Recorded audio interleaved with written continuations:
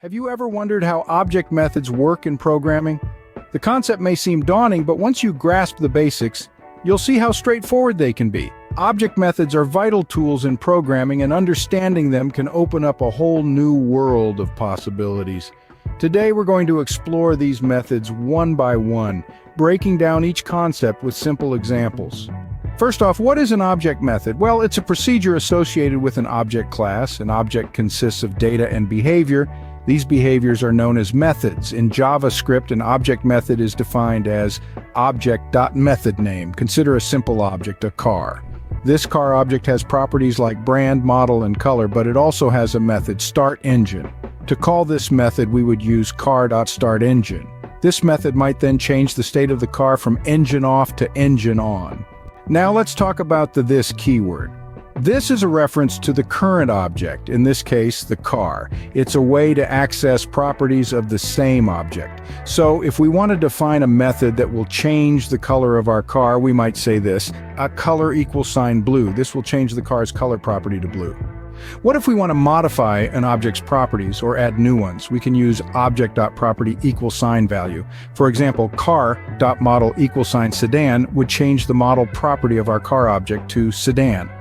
You might be wondering if it's possible for one object's functions to access another object's functions. The answer is a resounding yes. This is a powerful feature that enables objects to interact with each other and share functionalities. And if you want to remove a property from an object, use the delete keyword. For instance, delete car.color would remove the color property from our car object. Now let's look at some built-in object methods.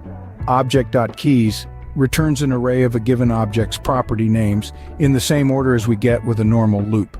Object.values does the same but returns an array of a given object's own enumerable property values.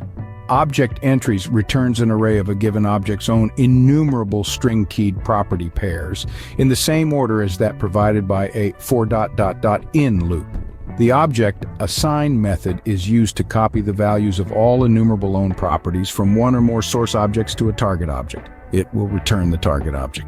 Every object also comes with the hasOwnProperty method, which returns a Boolean indicating whether the object has the specified property as its own property. This can be useful when you want to check if a certain key exists in your object. Lastly, we have the toString method. By default, this method returns a string in the format, but you can override this method to return a string that provides information about the object, such as its values. JSON stringify can also be used to convert an object into a string.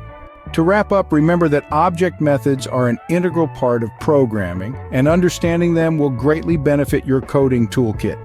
We've covered accessing and manipulating object properties, the this keyword, and some built-in object methods.